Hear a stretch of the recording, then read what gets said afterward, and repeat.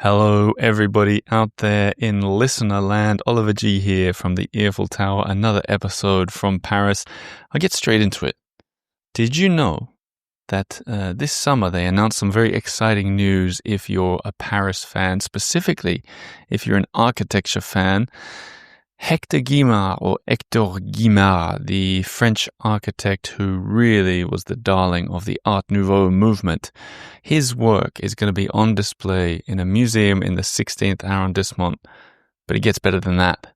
The museum itself is one of the very few buildings left in Paris that were actually designed by Guimard himself. Now, if you listen to this show for a while, you know that I'm a fan of both Art Nouveau and Guimard, even the 16th arrondissement sometimes. And this news that was sort of revealed during this summer is great. It gives us a chance to take a deeper dive into Guimard, into the building itself and Art Nouveau. So what you're going to hear now is an episode from 2 years ago when I did a very deep dive indeed into Hector Guimard, incidentally giving us an insight into what we can expect from a museum like this. In the episode, I talk about the building where they're going to have the museum. It's the Hotel Mezzara, which is, it's funny, I talk about it and say how it was up for sale and how I was kind of curious what it was before and what it was going to be. So now the answer's there. The answer of what it was before was school accommodation, which explains the beds that I talk about later in the episode. Anyhow, not much is known about this museum. It's going to open at the end of 2027, maybe early 2028. But if you listen to this episode, you'll have a very good idea of the man behind these iconic Paris buildings, metro entrances, and a lot more, actually. So sit tight. You're listening to the Eiffel Tower. My name's Oliver G. This show is brought to you by the Patreon supporters, Substack supporters, the people making the cogs spin. Also, if you're thinking to come to Paris and you want to do a walking tour, check out what we have in store, theeiffeltower.com/tours. It's the best way that you can see Paris. I know your time is valuable. Why not spend it with either me or one of my senior guides? Let's get into some Guimard, and you may as well add this museum to your to-do list already. I know I certainly will be. A note on the episode too, it's slightly shorter than the original that came out in 2023, and also it was part of the alphabet season, the AB season, which means if you hear unusual sounding references to the letter G, that's just because this episode was what I chose for G. G was for Guimard. That's explaining all that you need to know. Let's get into the episode.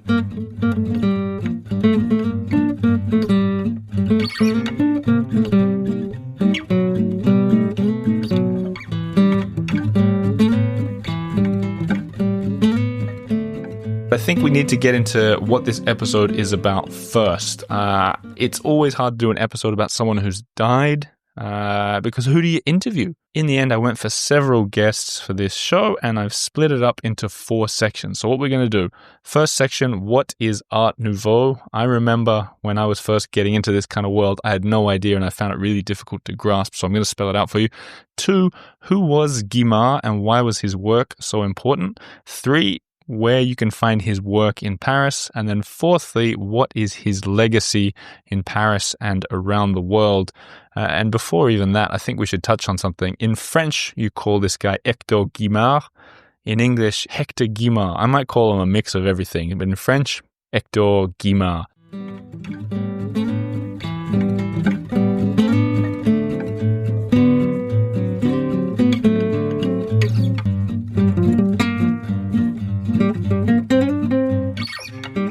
Okay, so here we go. Part 1, what is Art Nouveau? And I think it's easiest, like I said, I remember when I moved to Paris and I was trying to understand this, and when people described it, it was too complicated. So what I've done is a real basic idiot's guide to Art Nouveau that I used, and then the official definition. The easy way to remember it, Art Nouveau is squiggly, curvy, organic. I think squiggly was the word that I used to use. If it looks like it's, not straight lines and symmetrical, if there are squiggles or organic, then you know you're onto something. Art Nouveau. The official definition might be more up your street.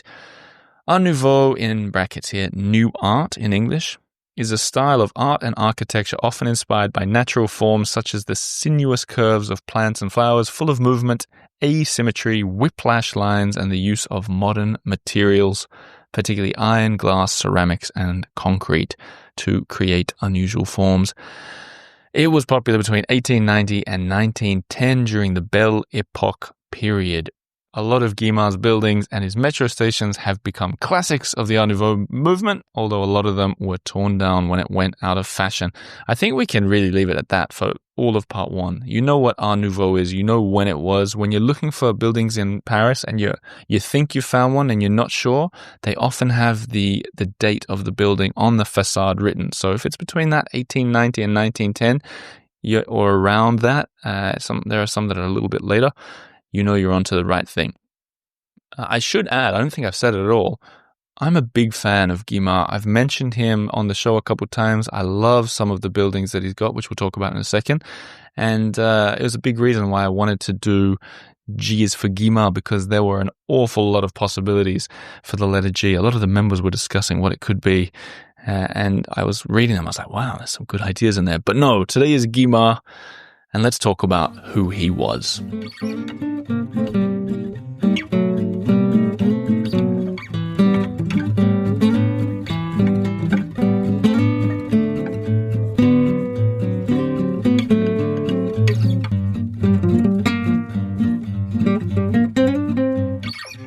Okay, so before we get into a few of these interviews, let's meet the man himself. The brief version. Born in 1867 in Lyon, died in the US in 1942, catapulted to fame for his Castel Béranger building, which was the first Art Nouveau building in Paris and which is still standing. We'll talk about that later. But if you think you know what it is, it's that one with that amazing, it looks like you're under the water really. It's full of color. It's got that iron grill gate out the front, and honestly, one of the most iconic buildings, if not in Paris, at least in the 16th arrondissement. Between 1890 and 1930, Guimard designed and built some 50 buildings in addition to 141 subway entrances for the Paris Metro, as well as numerous pieces of furniture and other decorative works. However, Art Nouveau went out of fashion in the 1910s, and by the 60s, most of his work had been demolished. Guimard's critical reputation revived in the 60s, in part due to subsequent acquisitions of his work by the Museum of Modern Art, and art historians have noted the originality and importance of his architectural and decorative works.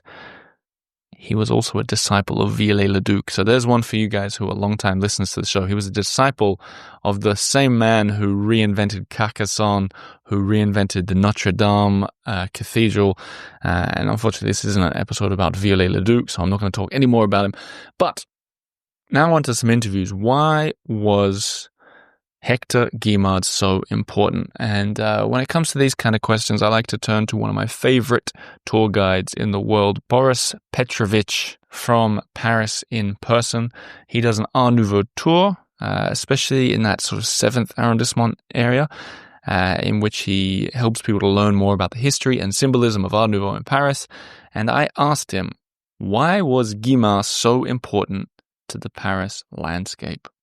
Hi, Oliver. So there are really two different answers to this, and one concerns his most famous project, the Metropolitan entrance to the subway, and the other concerns the 16th arrondissement, right? The 16th district that is very chic, that is made for wealthy people, and that is very, very expensive. So if you think about the first part of the response, it really was a way of introducing a bit of, Art Nouveau to the Parisian landscape, changing the subway, changing the appearance of the subway, making it in this very innovative, erotic, provocative, sensual style, and basically responding to the challenges of the industrial society, of the Industrial Revolution and mechanization of the city. So this is one part of the answer. The second is that 16th district is very bourgeois, very chic, right? So things that are connected to the bourgeois culture are, order, strictness, repetition, rhythm. Basically, the bourgeois people are stereotyped to be very cold, very strict. They're all business oriented. They're all about numbers. So introducing Art Nouveau buildings to the 16th was a breath of fresh air and was an architectural rebellion of the sorts. Thank you, Boris. We'll be hearing more from him after a bit of music and as we jump into topic 3.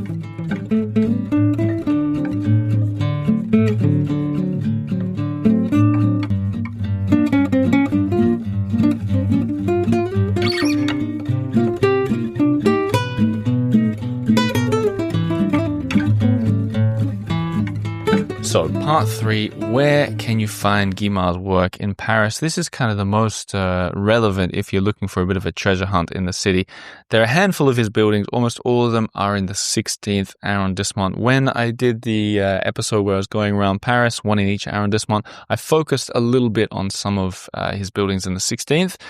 But this time we can get a little bit deeper. I think if you're interested in architecture and you're interested in this, I mean, you're listening to the episode, so I hope you are.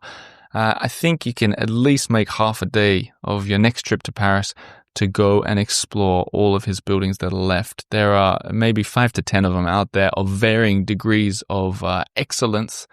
And with that in mind, if you only have a really short time, go straight to the Castel Béranger, because on that same street there are 3 or 4 that are really worth seeing. But you want to start at the Castel Béranger. A word about this place. It's kind of like what Boris said. What's so special about it is it just looks so different to anything that you've seen in Paris before.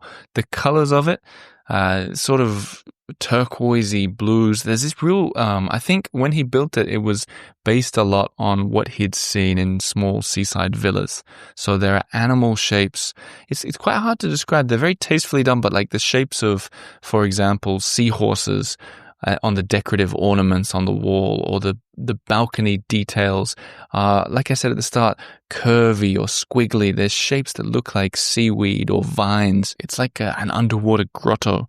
It's all these colors and shapes, far from a typical Parisian straight line, flat tiled interior or mosaics on the ground. There's a lot going on. Now, once you pass that, I recommend you go and take a look at the Hotel Mezzara that's just up the road, because it's up for sale. They're trying to sell this place. It used to be, I don't know what it was used for recently, but I'll share a link to this too. You can do a walkthrough, like on this real estate listing.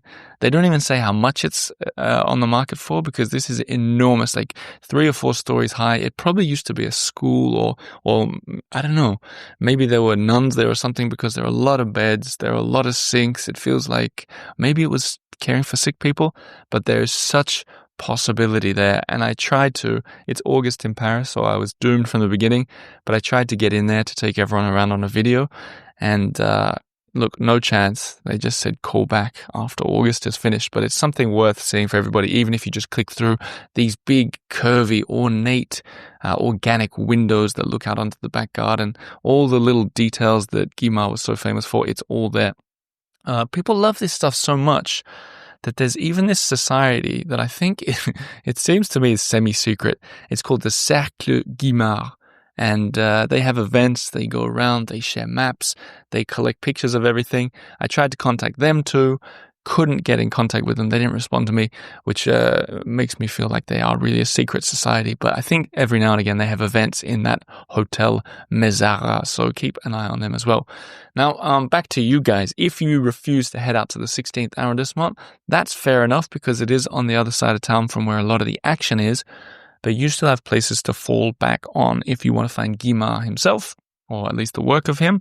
You can find a lot of his furniture and decorative arts at the Petit Palais, beautiful free museum, the Musée d'Orsay, famous Musée d'Orsay, and also the Museum of Decorative Arts. A big shout out to these guys. I called ahead, and very rarely for a Parisian or French museum, they were extremely open, extremely helpful, and gave me information and got me to the right place. And it was so appreciated. So I think it's a really underrated museum in Paris, the Museum of Decorative Arts, right next to the Louvre on Rue de Rivoli. Check it out if that's your thing. I really liked it. The building itself, magnificent, and some wonderful views from it too. Lastly, you can also find a Guimard building, kind of surprisingly, in the Marais. And when I was talking to Boris about it, he said it was his favorite of all the Guimard works. Here's what he said when I asked him about it. So I would say that this would be the Orthodox synagogue in Rue Pavée in the Marais district, because it's made in a very unassuming way, right? It blends in perfectly with its environment.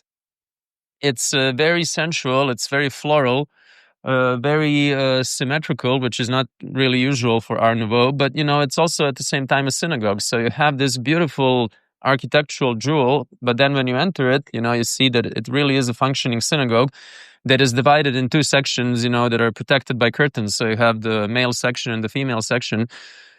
And you have this, again, breath of fresh air, that is, very floral, very colorful design, interior especially, connected to a house of worship, right? That, is very strict. I mean, it's an Orthodox synagogue. So it's really the same reason why I like, Guimard in the 16th district. So he's trying to counter something that is seen as cold and rigorous with his very voluptuous, very curvy, very sensual style.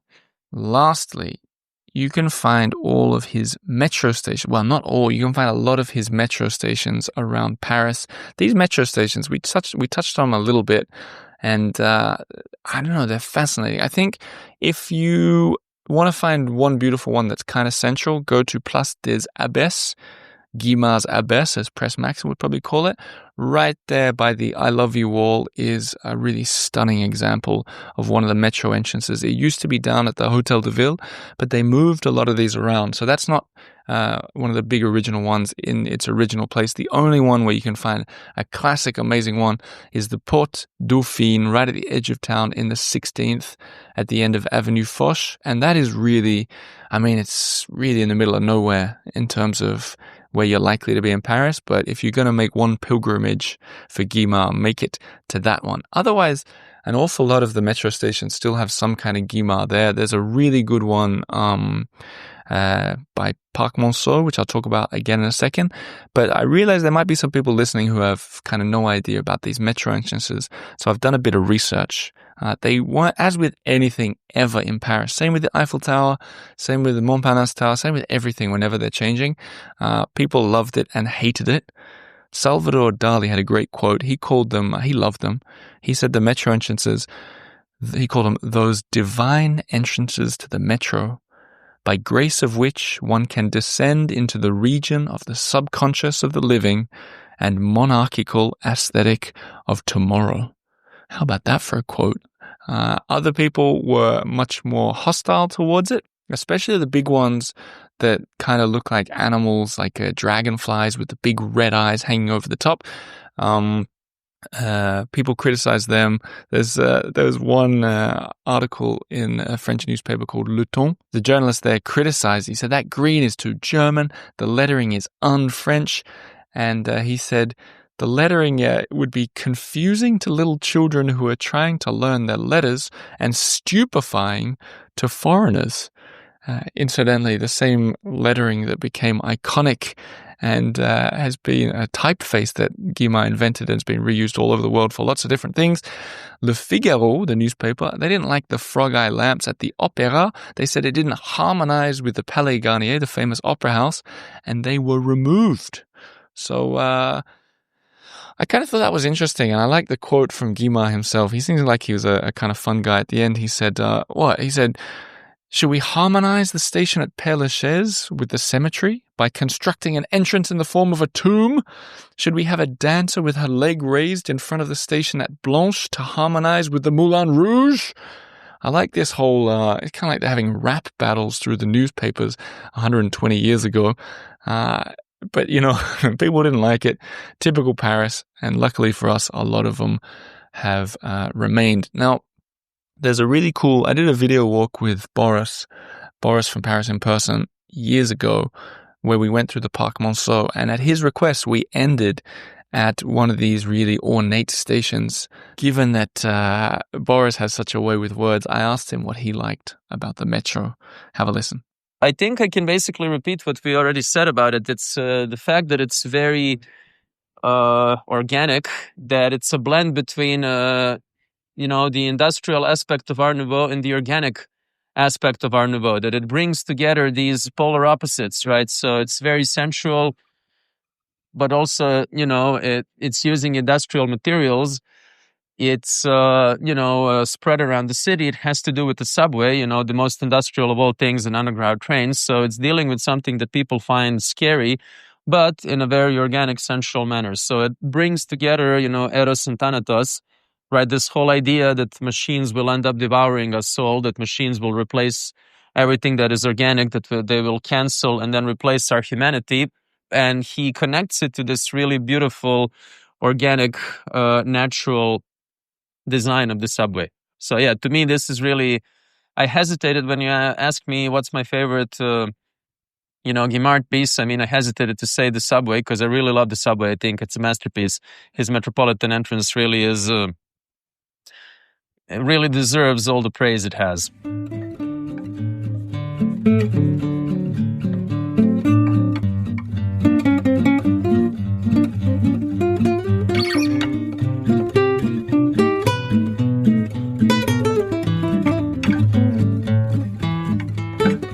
That brings us to the fourth and final point of this episode on Hector Guimard, where I asked a couple of people about his legacy. Now, we've already touched on the idea that his stuff was really popular in the 1910s. Then there was a mini revival in the 60s. But the big question is, do people care today? I mean, the fact that you're listening to this whole episode, the fact that I made the episode, the fact that there are walking tours going past these places is one answer. But I was really interested in, the museums stock some of these things. They display it. But obviously there are things passing around in private collections too. And I remember seeing some in the Lucien auction house in Paris. And as you regular listeners know, I've had Christophe Lucien, the head auctioneer, on the show a couple times. In fact, he's had me on his own show once, speaking in French about my own love for Paris. He's a friend of the show, and I got in contact with him, and I said, you've been doing these Paris Mon Amour auctions where you collect stuff from around Paris. You've been doing it for years, 14 years now. Does Hector Guimard show up a lot? And he said this. Hector Guimard, a major representative of Art Nouveau, left an indelible mark on the city of Paris. He has now become a star at auctions and the antique market. As part of the Paris Mon Amour auctions, the noodle-style architectural objects and vestiges he left behind are drawing crowds. The most emblematic objects are obviously the remains of railings from Paris metro entrances. In particular, the cast iron shields, painted green, adorned with the stylized M for Metropolitain. They are extremely rare since the decoration of Parisian metro entrances, after having been largely destroyed or sold, are now classified as historical monuments. They now fetched around 5,000 to 6,000 euros, sometimes even more. Then we have seen everything from Parisian building doorbells to stained glass windows, garden benches, and Parisian bistro tables. We have seen Parisian window railings in cast iron climb up to 120,000 euros.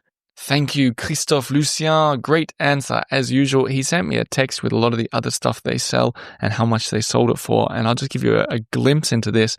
They've sold everything from garden benches, very Parisian perfume bottles that reach up to 20,000 euros, pendant lights, lamps, dining room chairs in carved wood, 40,000 euros, vases, ceramic flower pots, and photo frames. So keep an eye, this goes without saying, keep an eye on Paris Mon Amour because those auctions are incredible.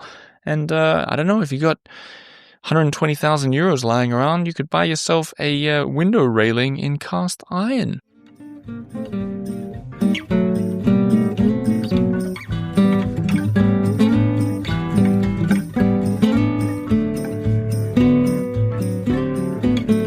There you have it. G is for Guimard. I hope you have learned something there because I certainly have. There was a lot of research that went into this episode. And what I really like about Guimard and Paris, this is a story that's so woven into the fabric of everyday life in Paris that you don't even think about it. It's just there.